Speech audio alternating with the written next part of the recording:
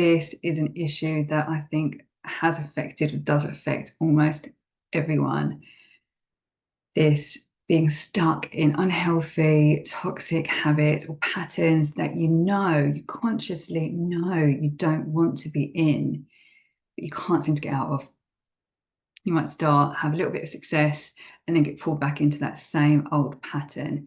And it can be really depressing, it can be exhausting, it can be so frustrating and really heartbreaking to keep going through something that we know isn't good for us, that we know doesn't feel good, but feeling like we're trapped or we're stuck and we can't get a shift.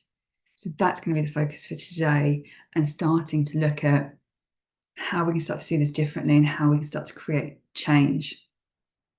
So welcome, I'm Alex, I'm a life coach and energy healer, and I'm all about really creating radical change that lasts and that helps us to fully unlock our potential and live the life that we really want to and know that we can.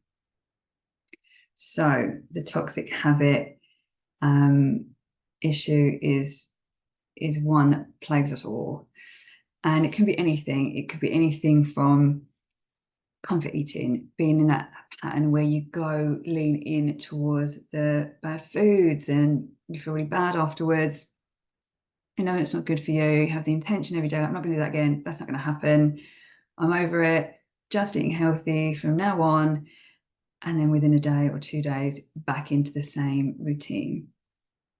Or it could be with other things. Typical ones include, alcohol, drugs, could be shopping, anything that kind of fuels this pattern of doing something that when we're doing it, we might get some kind of joy from it, or obviously satisfy something within us, but then we feel terrible afterwards. It is not something that genuinely makes us feel good.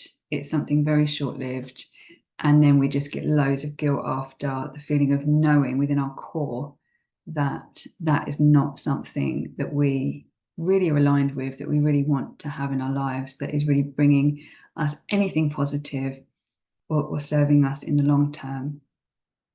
So one really powerful way that started to help me when I was dealing with these things, for me particularly, it was a lot around food, and the way I would just go to that as a comfort, some sort of distraction, some sort of numbing technique, if you like, that was the worst technique possible, but really helped me through that, and has since helped a lot of my clients to be able to look at this issue in just a slightly different way.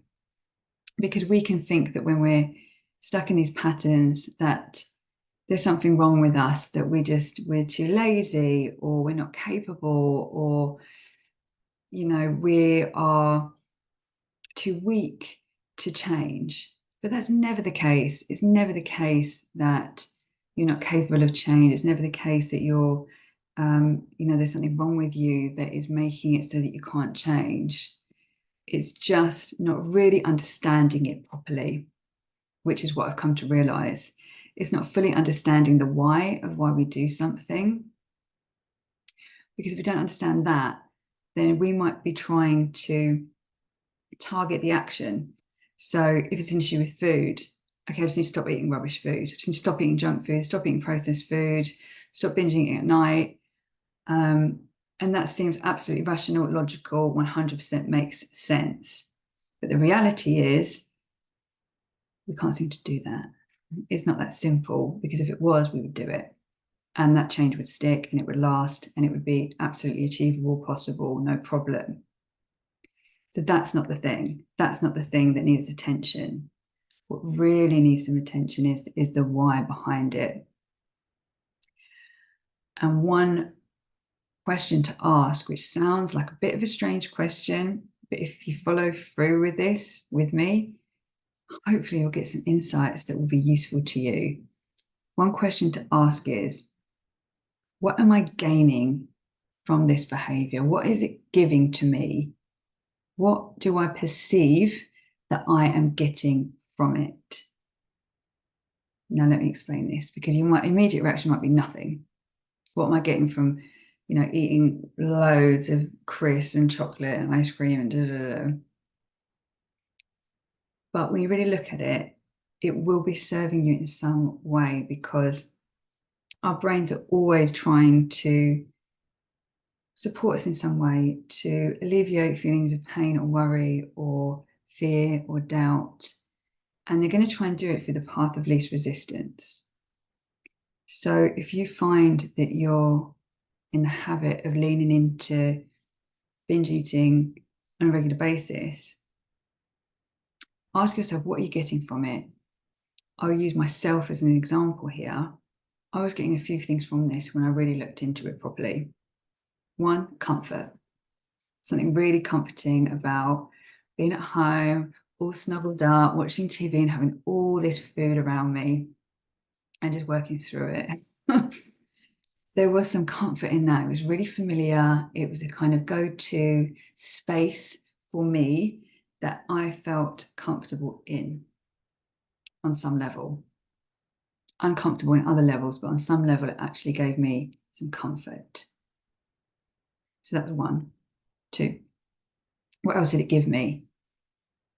Some distraction, some way to just switch off from what was really going on in the world, what was really going on with my feelings. So it was a way to distract from that. And it works, there's no doubt. In that moments, hours, it will work, but it doesn't work in the long run. We all know that. So that was two. Three, numbing. It actually numbed my body from having to feel what I was really feeling. High processed sugary foods will do that. They're quite numbing. We can then have a real disconnect between our minds and our bodies, what we're really feeling. But that, even though it sounds like, why would I want that? Sometimes that does appear to be the easiest route than actually dealing with the feelings, the issues. So if you look at it from that point of view, that may give you some insights into the why you keep leaning into these habits or patterns that you don't really want to be doing and aren't serving you. But if you start to understand what you're getting from it, if it's comfort, distraction, numbing, then you can start to look at those things. And then that kind of opens up the space for real self-development. It might require some real bravery to face some of these things, but some of them can be quite easy to implement. So for example, if I looked at those three things, comfort, I got comfort from that. Well, if I really think about it, is it really providing me comfort? Not really, because it's really short-lived. It actually causes a lot of discomfort in my body. I don't feel comfortable after I've done it. So then the question leads into, well, what would provide me genuine comfort in those moments when I need it? How can I start to move into a different pattern of behavior that is genuinely comforting?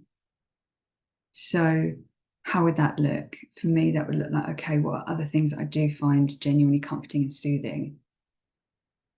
Having a nice hot bath, reading a book, something that is still going to soothe my system. I'm still going to feel, I can still get under a blanket and read a book or watch something.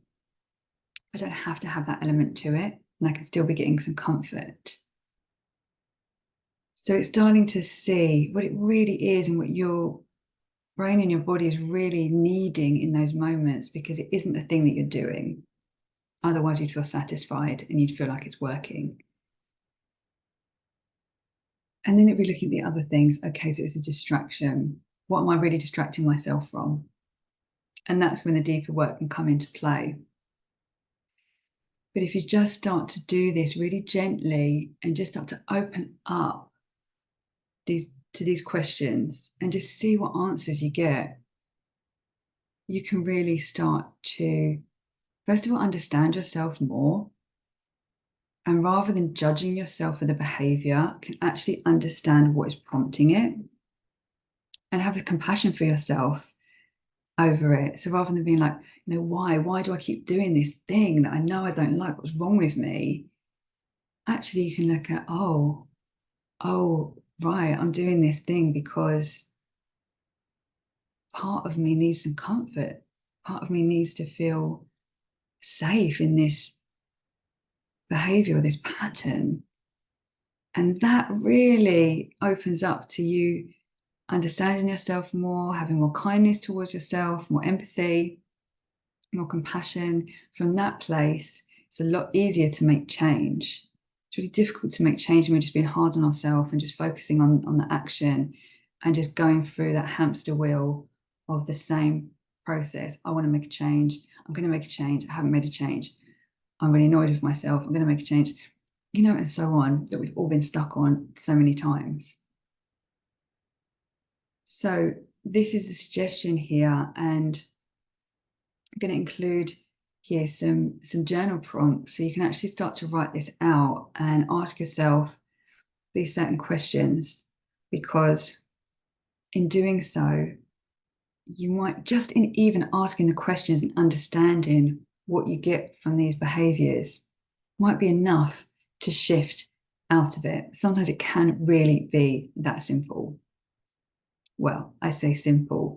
You still have to go there. You still have to sit with these feelings. Some of them can be quite uncomfortable. Other times, you want it to go deeper into it and understand, what are these feelings that you're trying to distract from? How can you actually process those emotions and feelings rather than feeling like you want to suppress them or hide from them, because that never works. Unfortunately, I've tried it. It doesn't work. They typically just tend to build up and up and up. So this is the suggestion for dealing with these patterns of behavior that keep going on and on and on and on, is really starting to look at it in that way of what is the perceived benefit here? It won't be an actual benefit. It will be, what is my perceived benefit here? What do I feel on some level, subconscious, most likely you're going to bring it into your consciousness, that I am getting from this, that is benefiting me in some way.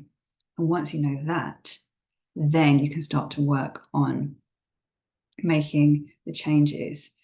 And if this content is useful for you, subscribe to my channel, because I'm going to be delving more into this issue, especially around the sort of the what next. How do you then shift it even further? How do you start to work with this? How do you start to actually make proper change instead of that superficial change of the habit? That's not it. You want to change and get to understand the why behind it. And once you do that, then the change just happens, because once you find a way to comfort yourself properly, you don't even need it. Once you've realized that you've been distracting yourself from certain feelings and you face those, you have no need to distract yourself anymore. Once you've been able to work through those emotions that you wanted to numb yourself from, you don't want to feel numb anymore. You want to feel connected to your body. You want to feel whatever you're feeling, because when we numb ourselves, we numb the pain, we also numb the pleasure and the joy. So that's what can start to happen. But first things first is just sitting down and really looking at the behavior and what you perceive it's doing for you on some level. Follow the journal prompts, take your time over this, sit with real compassion and kindness with yourself. You can begin this practice by placing a hand on your heart and just taking a moment to connect with your heart center, to really drop into a space of compassion and understanding for yourself. Because that's what we need through all of this. It's always coming at it with that space of kindness and care and understanding. So see how this process goes for you and see what insights you get about yourself and what you can do with that.